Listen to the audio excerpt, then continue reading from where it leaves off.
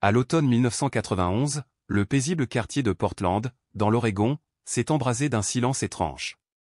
Une petite fille a disparu dans la nuit, glissant de son lit pendant que sa mère dormait. Lorsqu'Hélène RH est revenue dans la chambre d'Izzy avant l'aube, le lit était vide et la fenêtre grande ouverte, laissant entrer l'air frais de l'automne. 9 ans plus tard, alors qu'elle fouillait dans des cartons dans ce qui était autrefois sa maison, les doigts d'Hélène effleurèrent un objet inattendu, un vieux jouet enregistreur. D'une main tremblante, elle nettoya les contacts des piles corrodées, y glissa des piles double A9 et appuya sur lecture. Les parasites laissèrent place à une petite voix qu'elle pensait ne plus jamais entendre. Test, test. Voici Isabella Marie Rhodes, j'ai 5 ans. Le rire de sa fille résonna tandis qu'elle racontait sa journée, ses amis à la maternelle, un magnifique papillon dans le jardin. Puis une autre voix, plus sombre, Izzy, viens dans la chambre des princesses quand tu auras fini. Souviens-toi de ce que je t'ai promis. Une fois fini, on ira chez Toys R Us pour ce nouveau My Little Pony.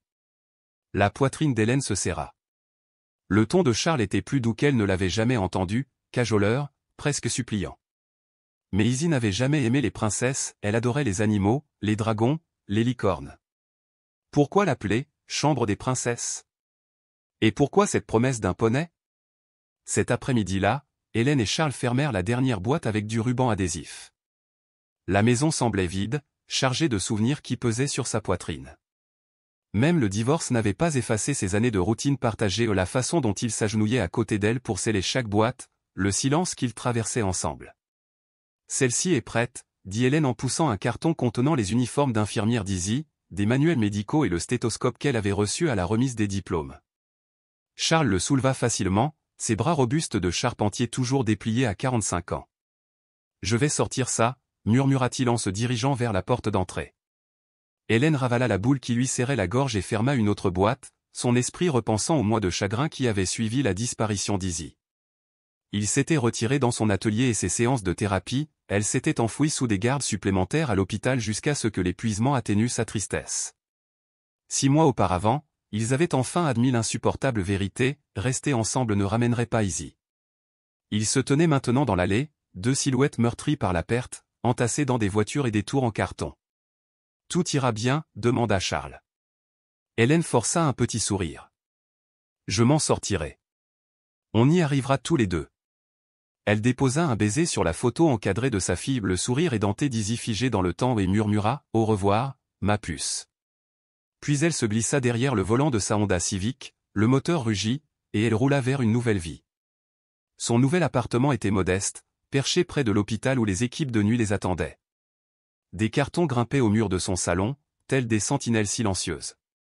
Trop lasse pour déballer l'essentiel, Hélène se sentit attirée par celui marqué « Les favoris d'Izzy ».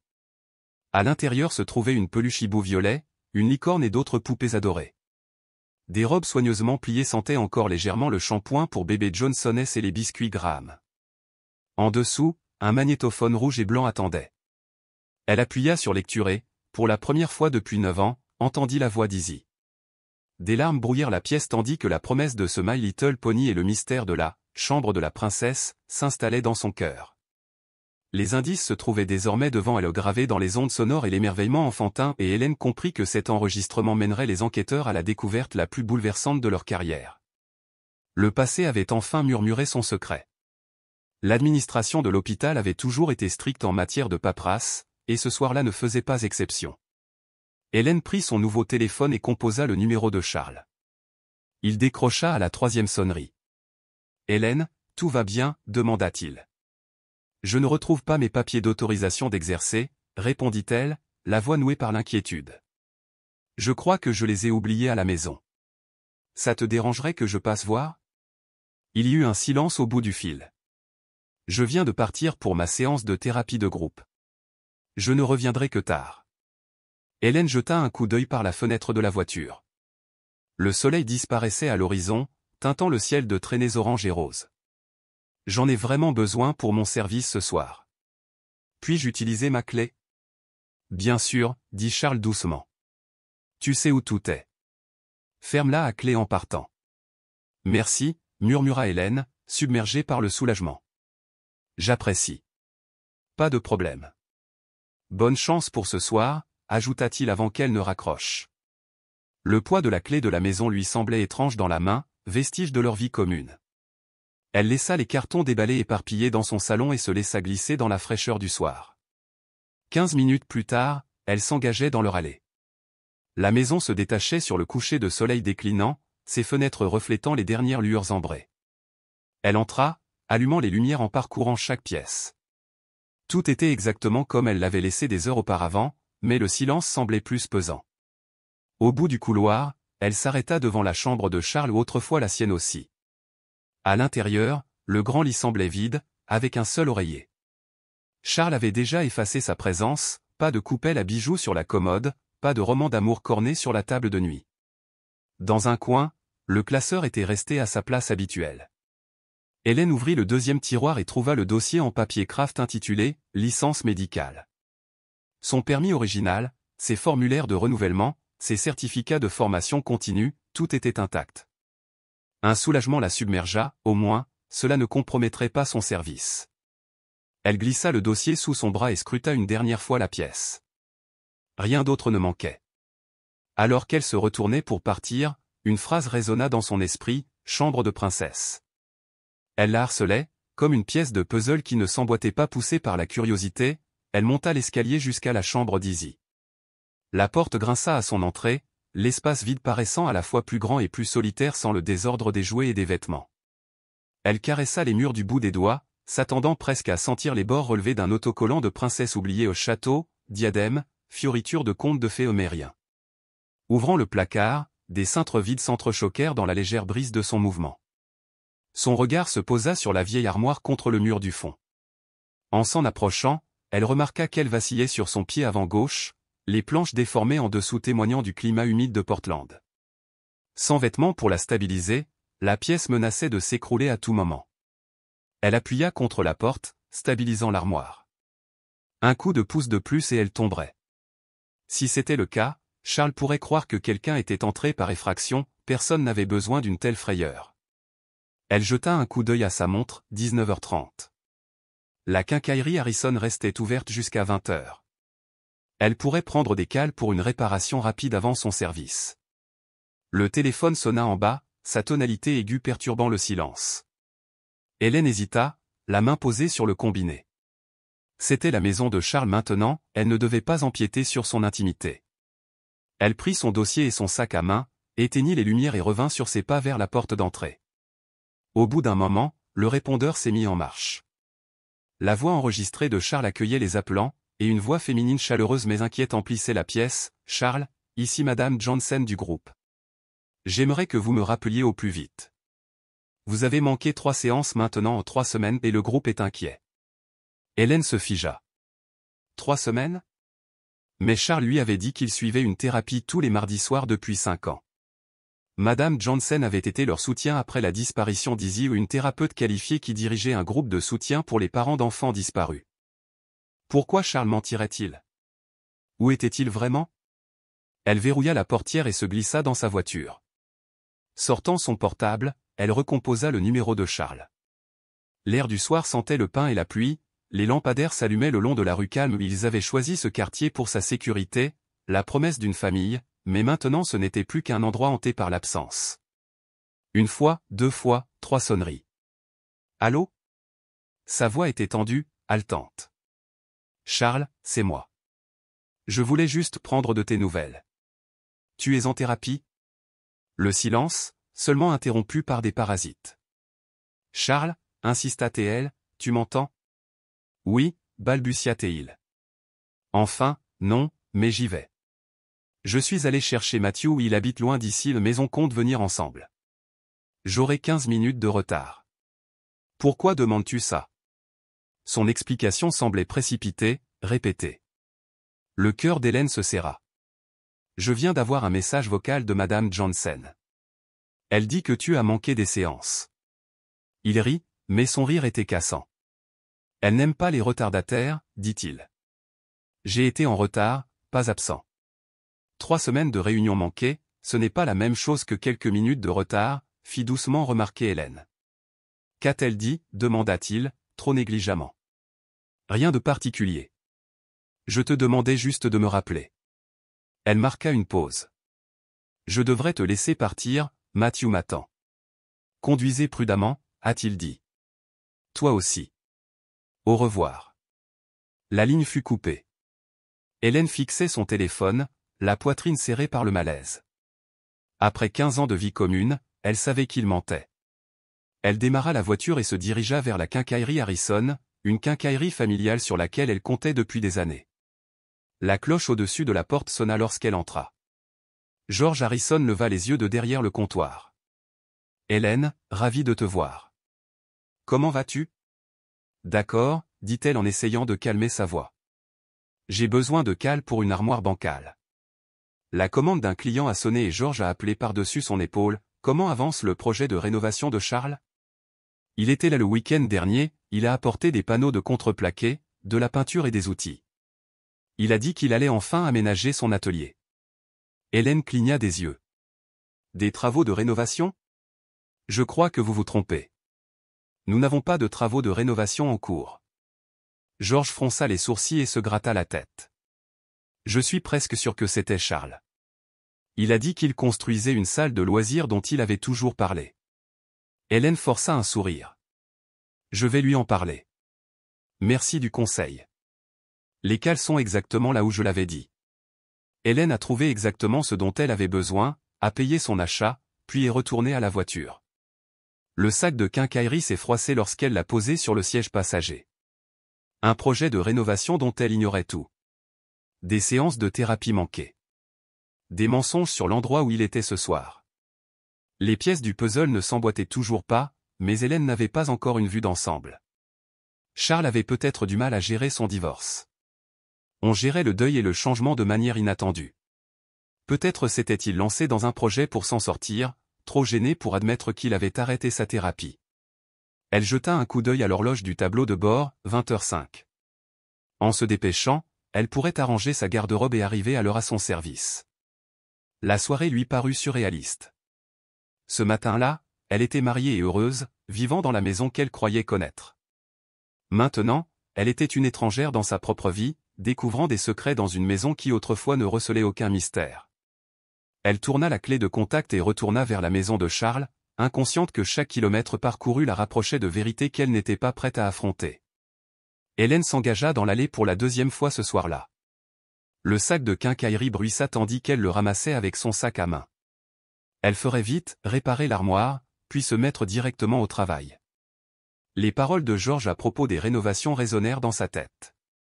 Peut-être que Charles renouait simplement avec ses anciens passe-temps.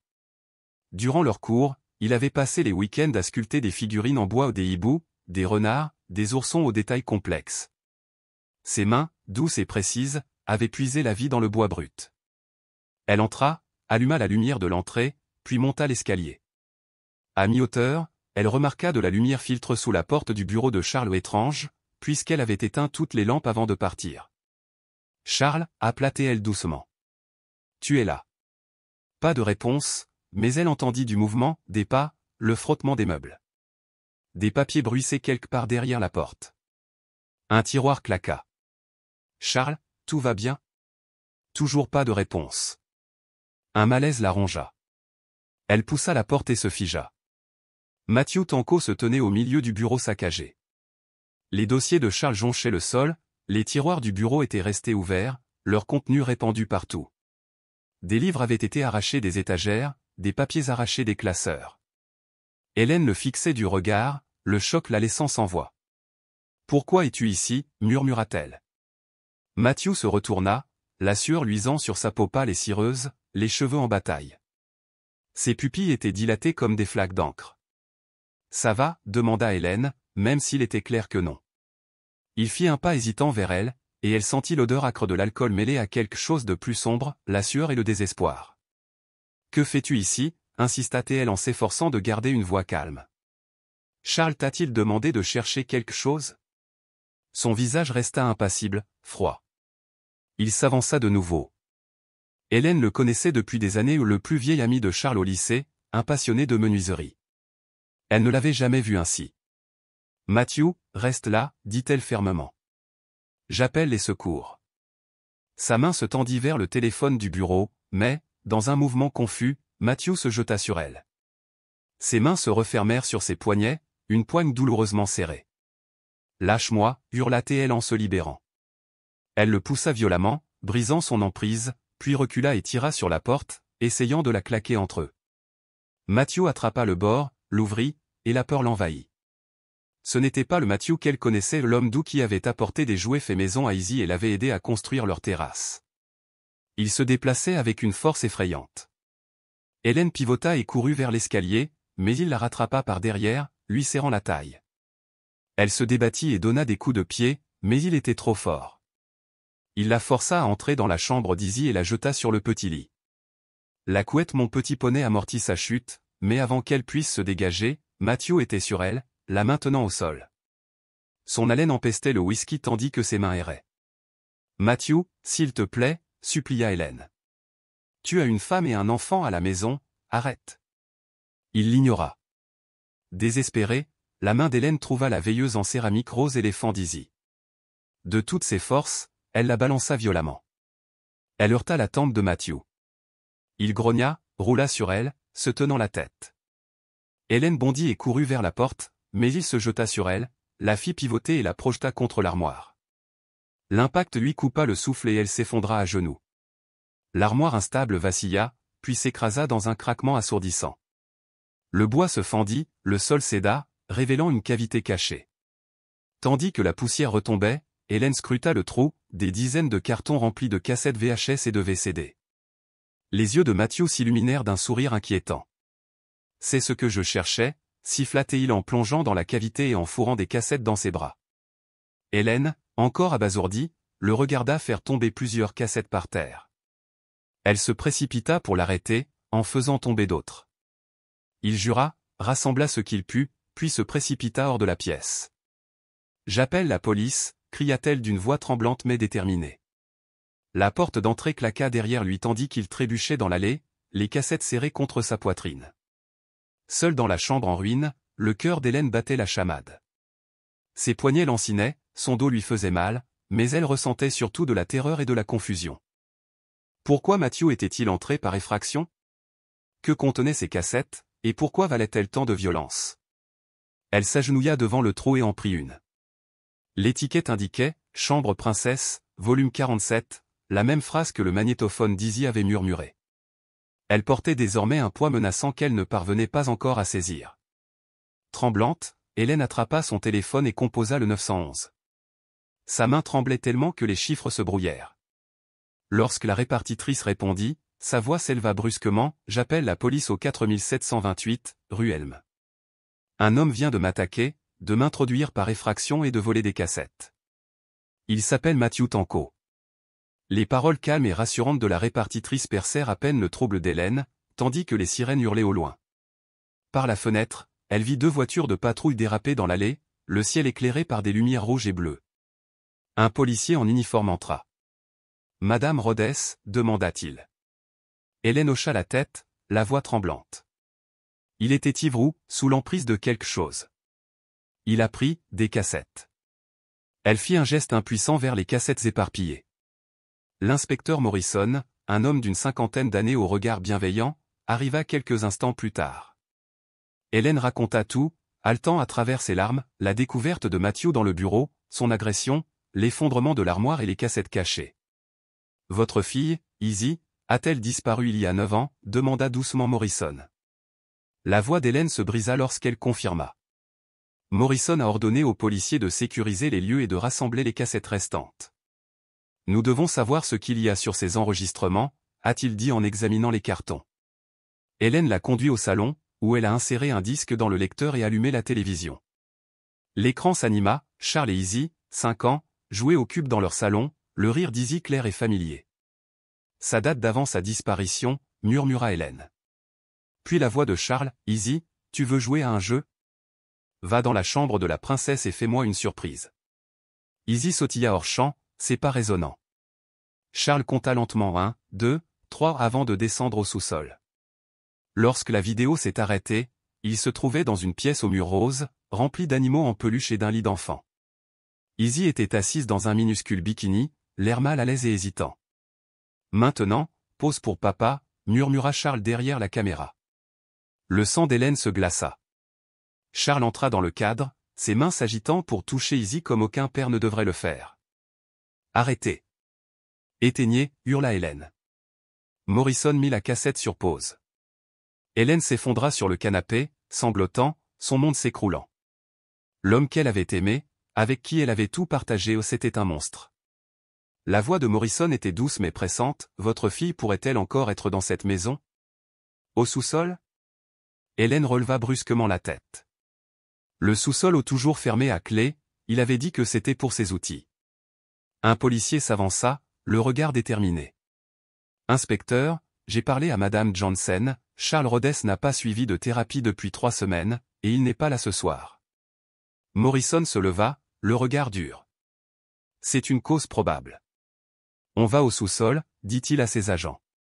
Prenez les outils d'effraction dans la voiture. On passe par cette porte.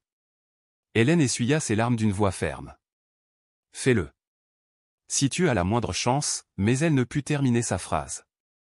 9 ans, aurais-je pu rester au sous-sol tout ce temps? Les policiers revinrent avec de lourds outils, un bélier, des pieds de biche.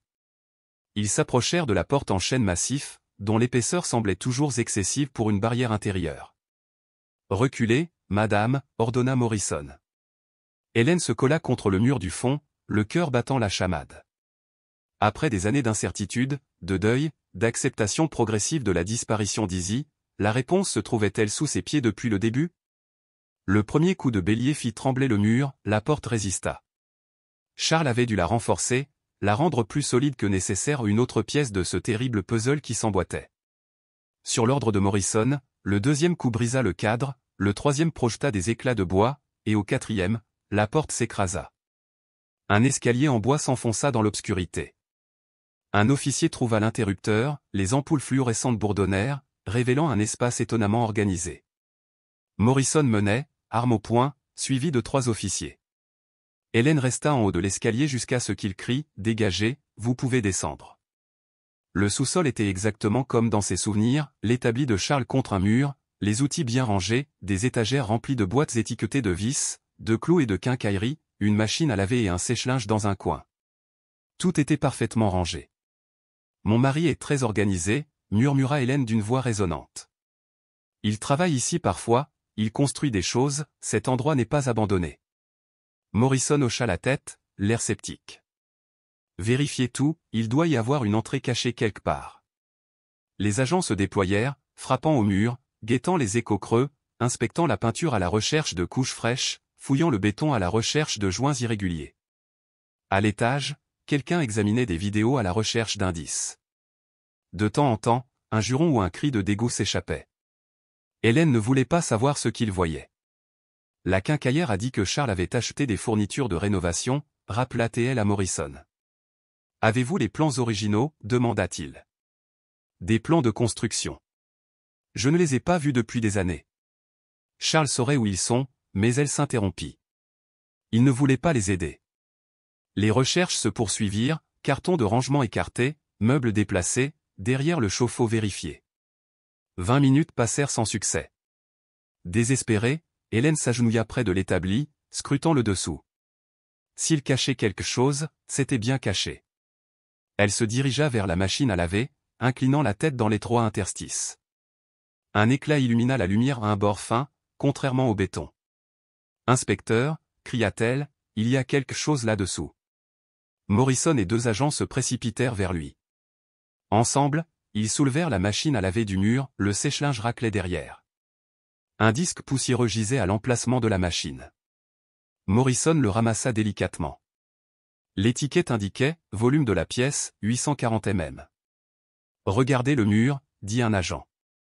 Là où les machines le dissimulaient, le joint de la cloison sèche était légèrement décalé, désormais visible. Morrison en traça le bord du bout des doigts et découvrit un loquet caché. « Reculez » ordonna-t-il.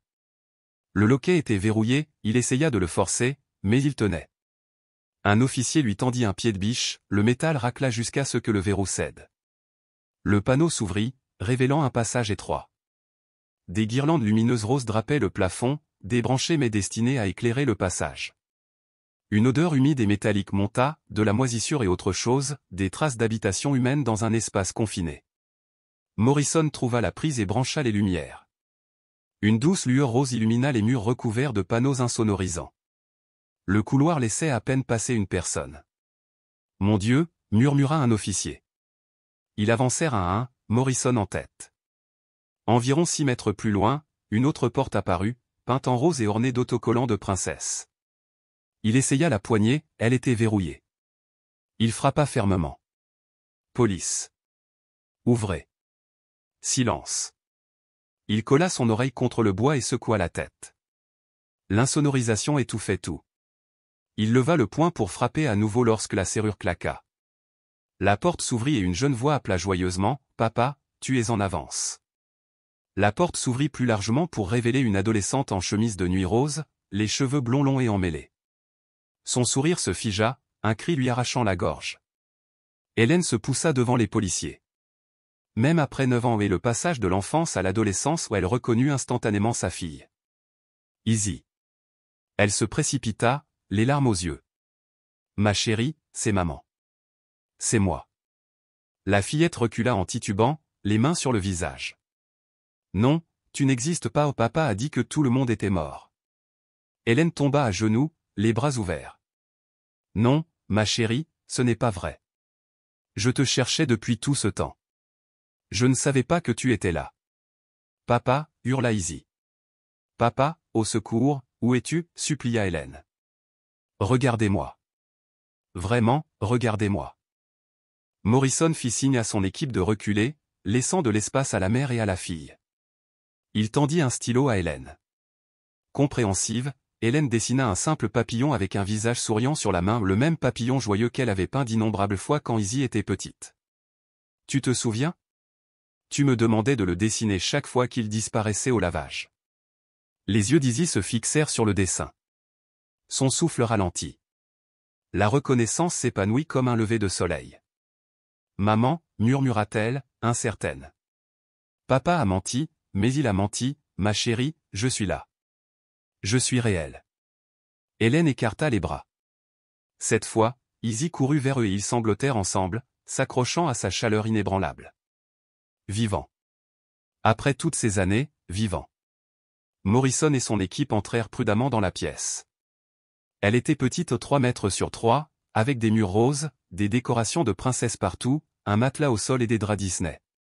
Des jouets éparpillés un peu partout, certains adaptés à une adolescente, d'autres datant de son enfance.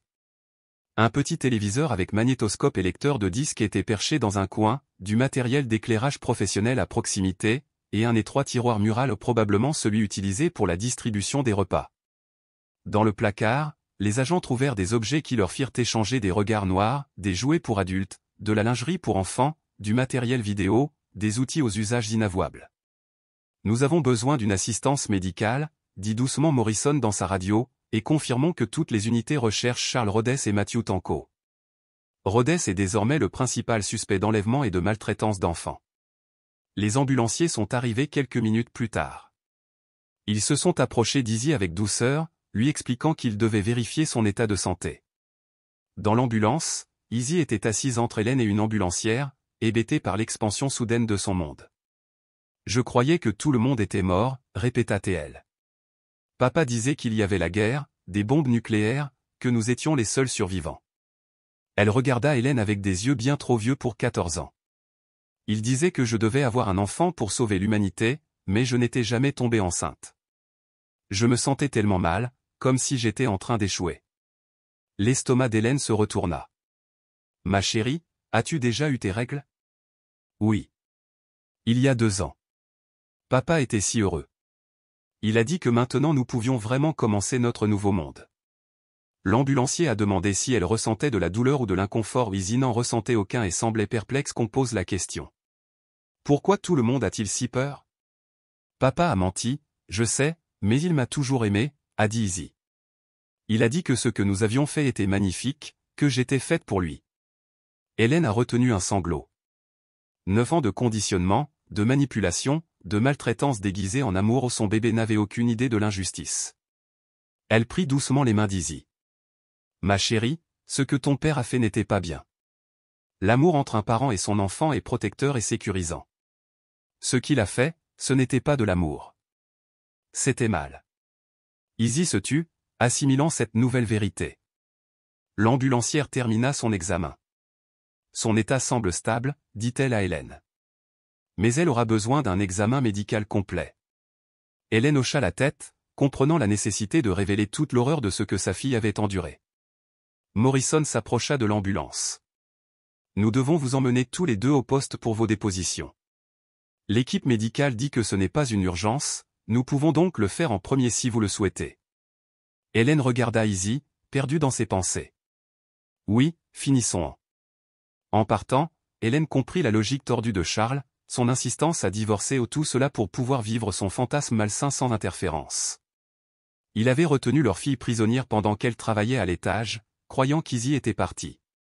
Les guirlandes lumineuses roses brillaient encore au sous-sol, marquant le chemin vers un cauchemar qui avait duré 3285 jours 9 années de la vie d'un enfant, volé, perverti, corrompu. Dehors, Morrison ouvrit la portière de la voiture de patrouille. Madame Rhodes, Isabella, montez, on vous conduit au poste. Hélène aida Izzy à s'installer à l'arrière, la suivant de près tandis qu'Izzy s'accrochait à elle, déconcerté par ce changement soudain. L'agent Chen était assis au volant, réglant sa radio. Unité 12, nous avons appréhendé Charles Rhodes et Matthew Tanco au 3542 Riverside Drive, 6 autres suspects sont en garde à vue et demandent un véhicule de transport. Morrison se pencha en avant. Ce sont eux. Riverside Drive est sur notre route, monsieur, à environ 5 minutes. Arrêtez-vous rapidement. Je veux voir la scène. Tandis qu'il traversait les rues tranquilles de Portland, Hélène serrait Izzy contre elle. La jeune fille n'avait pas beaucoup parlé depuis son départ du sous-sol, demandant parfois quand son père reviendrait. Chaque question lui brisait un peu plus le cœur. La radio grésillait, des preuves d'exploitation d'enfants avaient été trouvées sur les lieux aux demandes de la CSU. Hélène boucha les oreilles d'Izzy, mais la jeune fille semblait perdue dans ses pensées, abasourdie par la réalité des faits de Charles et par l'horreur qu'il lui avait fait endurer. Ils s'engagèrent sur Riverside Drive, une rue bordée d'arbres et bordée de modestes maisons à 2 étages. Des voitures de police bloquaient la route à côté d'eux, leurs gyrophares allumés.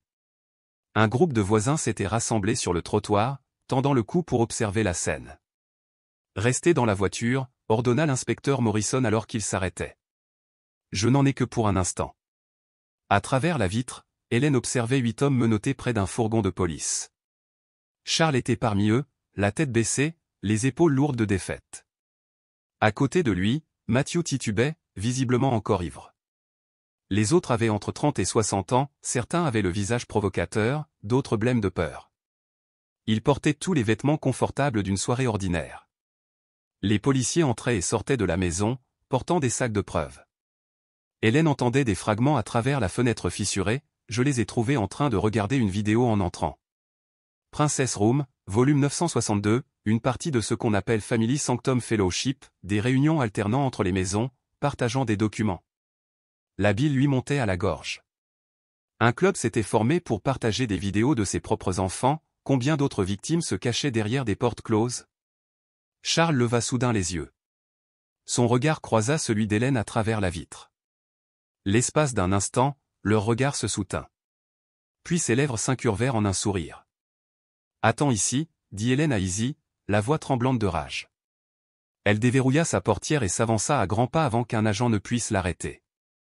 Sa main heurta la joue de Charles dans une claque violente qui résonna dans tout le pâté de maison. « Tu es un monstre », hurla-t-elle d'une voix rauque. « Tu n'es même pas humain. » Charles sursauta à peine. Calmement, il murmura, c'était une relation consentie. Izzy m'a toujours aimé, elle voulait. Tais-toi, aboya un policier en saisissant le bras de Charles. Un autre tira doucement mais fermement Hélène en arrière. Madame, s'il vous plaît. Ça ne servira à rien. À travers ses larmes, Hélène vit Matthew la regarder, pinçant les lèvres dans un geste obscène avant de faire lentement glisser sa langue le long d'elle, le même homme qui l'avait attaqué quelques heures auparavant, désespéré d'avoir ses vidéos. Ramenez-la à la voiture, ordonna Morrison. Ces hommes n'en valent pas la peine. L'officier emmena Hélène. Izzy pressa son visage contre la vitre, les yeux écarquillés. Où es-tu allée, maman? Pourquoi as-tu frappé papa? Hélène se laissa retomber sur son siège et serra sa fille contre elle.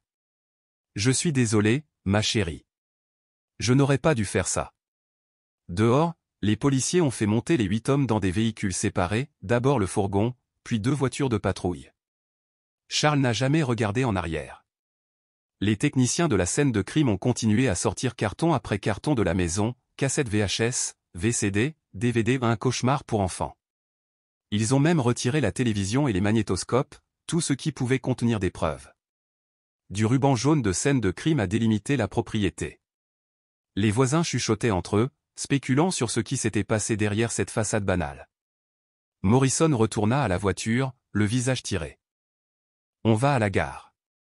Il y a beaucoup à digérer, mais vous avez tous les deux bien travaillé ce soir. Alors qu'il s'éloignait, Hélène jeta un dernier regard à la maison où le mal s'était caché à la vue de tous. Combien d'autres maisons de ce genre existaient-elles? Combien d'enfants étaient encore piégés?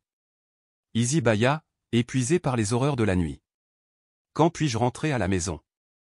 Hélène caressa les longs cheveux emmêlés de sa fille. Bientôt, ma chérie. Nous trouverons un foyer sûr. Devant eux, les lumières du commissariat brillaient comme une promesse dans l'obscurité. Quelque part derrière eux, Charles et ses complices étaient jugés, leur crime enfin révélé. Mais pour Hélène et Izzy, le véritable voyage ne faisait que commencer, le long chemin vers la guérison de blessures plus profondes que quiconque aurait pu l'imaginer. À l'intérieur du poste, Hélène aperçut les 8 hommes en train de se faire prendre les empreintes digitales et photographiées. Charles se tenait droit comme un piquet, l'air impassible. Une femme en tailleur gris s'approcha. « Je suis Sarah Martinez, des services de protection de l'enfance. Je resterai avec Isabella pendant votre déposition. » Izzy serra plus fort la main d'Hélène. « Je veux rester avec ma mère. » Sarah lui offrit un doux sourire. « Bientôt, ma chérie. Nous devons vous parler un instant séparément. Ta mère sera juste au bout du couloir. » Hélène s'agenouilla et serra sa fille dans ses bras. « Tout va bien. Ils veulent nous aider. À bientôt. » Morrison conduisit Hélène dans une salle d'interrogatoire, mur beige, mobilier simple, une caméra dans un coin. « Prenez votre temps, » dit-il en s'installant en face d'elle. « Racontez-moi tout depuis le début. » Pendant près d'1 heure, Hélène raconta leur mariage, la naissance d'Izzy, la nuit de sa disparition, des années de recherches incessantes et de chagrin, le lent effondrement de leur relation, le divorce, la découverte du magnétophone et les révélations de la soirée. Morrison l'écouta, prit des notes, posa des questions pour clarifier les choses, mais la laissa surtout parler jusqu'à ce qu'elle soit épuisée. Que va-t-il se passer maintenant? Qu'a fait Charles à notre fille? La voix d'Hélène tremblait. Le visage de Morrison était tendre. Je dois vous prévenir, ce que vous allez entendre est dérangeant. Vous avez le droit de savoir. Il se leva et lui fit signe de le suivre. Ils traversèrent un couloir jusqu'à une salle d'observation donnant sur une salle d'interrogatoire. Charles était assis, menotté, à une table en métal, 2 inspecteurs devant lui. La vitre est à sens unique, expliqua Morrison. Il ne peut pas nous voir. La voix de Charles emplit la pièce par les haut-parleurs. Je l'ai emmené cette nuit-là, dit-il d'une voix calme, presque fière. Le 15 octobre 1991. Hélène travaillait de nuit. J'ai porté Izzy en bas, dans la chambre de princesse que j'avais construite. Elle dormait, elle ne s'est même pas réveillée. J'ai ouvert un mur caché, fait croire à un enlèvement. Tout le monde a cru. Elle a vécu 9 ans là-bas. Je lui ai dit que le monde était fini, que la guerre nucléaire nous avait anéantis. Nous étions les 2 derniers survivants. Elle a cru à chaque mot. Les genoux d'Hélène faiblissaient. Morrison la guida vers une chaise. « Pourquoi ?» demanda le détective. Charles haussa les épaules. Elle était à moi, ma création. Je lui donnais à manger, des jouets, de l'attention, et quand elle fut assez grande, je lui ai dit qu'elle avait besoin de mon bébé pour sauver l'humanité. Nous étions en train de reconstruire l'espèce. Les détectives insistèrent sur la pièce secrète, faux murs, faux permis, insonorisation, absence de ventilation. Hélène chuchota à Morrison, il a toujours eu un don pour la menuiserie, si précis, si organisé. Sa voix tremblait. Si Matthew n'avait pas été aussi imprudent ce soir, nous ne l'aurions peut-être jamais retrouvé. Morrison hocha la tête d'un air sombre. Rentrons. Vous en avez assez entendu. Dans la salle d'interrogatoire, Hélène était assise lourdement. Et Matthew? Pourquoi est-il entré par effraction? Matthew Tanco a été très honnête, a déclaré Morrison. pendant le raid, il fulminait contre Charles. Il y avait une rivalité depuis des années, Charles était la star, avec la plus grande collection. Les autres partageaient leurs vidéos, mais ses vidéos étaient toujours la principale attraction. Il était fier de ce statut. Hélène se sentait mal. Sa fille était réduite à un divertissement pour monstres. Morrison poursuivit, Matthew a développé des désirs pour Izzy. Ne la trouvant pas, il a décidé de voler la collection de vidéos. Il est entré par effraction ce soir, sans s'attendre à ta présence. Il t'a agressé et a avoué. En larmes, Hélène hocha la tête. Il a essayé de lui rappeler Izzy. Le ton de Morrison était doux. Madame Rhodes, votre fille aura besoin d'une thérapie intensive. 9 années de manipulation psychologique laisseront de profondes cicatrices. Je sais, murmura Hélène. Mais elle est vivante. On a une chance. Morrison se leva. On va vous retrouver. Ils trouvèrent Izzy dans le couloir avec Sarah Martinez, et la fillette sauta dans les bras de sa mère, toutes deux en pleurs. Une infirmière les appela ensuite pour l'examen médical. Dans une salle d'attente silencieuse, Izzy se blottit contre Hélène sur un canapé usé. Ni l'une ni l'autre ne parlèrent jusqu'à ce qu'Izzy se mette à sangloter, de profonds sanglots déchirants. L'officier m'a tout dit, Alta-T-L. Papa a menti, ce n'était pas la fin du monde, tu n'étais pas mort. Elle leva les yeux, le regard hanté. Pourquoi a-t-il fait ça? Hélène la serra plus fort. Je ne sais pas, ma puce. Parfois, les gens en qui on a confiance font des choses terribles. Ce n'était pas ta faute. Rien de tout ça. Je l'aimais, murmura Izzy. Même quand il pensait sauver le monde. Tu n'es pas stupide, dit Hélène en embrassant ses cheveux. Tu étais une enfant qui croyait en quelqu'un qui aurait dû te protéger. Ils restèrent assis tandis que le silence régnait à la station. Charles et ses associés étaient en cours d'enregistrement, espérant être tenus à l'écart à jamais. Pour Hélène et Izzy, l'attention était désormais tournée vers l'avenir. Il nous faudra une nouvelle maison, dit doucement Hélène. Un nouveau départ, l'école, des amis, une vraie vie. Izzy hocha la tête contre son épaule. Est-ce que les gens vont me détester? Est-ce que ça va me faire mal de passer à autre chose? Non, dit Hélène doucement. Le temps aide. Parler aide. L'amour aide. La douleur s'atténuera et tu te créeras de nouveaux souvenirs. Et tout le monde n'aura pas besoin de savoir, a-t-elle ajouté. Vous choisissez qui mérite votre confiance, qui entend votre histoire. Un officier est apparu. L'escorte pour l'hôpital est prête. Main dans la main, ils franchirent les portes du poste. Hélène songea au long chemin qui l'attendait, examens médicaux, séances de thérapie, procédures judiciaires, réapprendre à faire confiance et faire découvrir à Izzy un monde qui lui avait été refusé. Mais ils allaient affronter cette épreuve ensemble. L'amour véritable, protecteur, nourricier les guiderait. L'obscurité créée par Charles ne pouvait l'éteindre. Finalement, le véritable amour perdure, il traverse 9 années d'obscurité, il abat les faux murs, il refuse de renoncer à l'espoir. Alors qu'ils s'avançaient dans la nuit vers la voiture qui les attendait, Izzy serra la main d'Hélène. J'ai peur, maman. Moi aussi, admit Hélène, mais nous sommes ensemble maintenant, et ensemble nous pouvons tout affronter.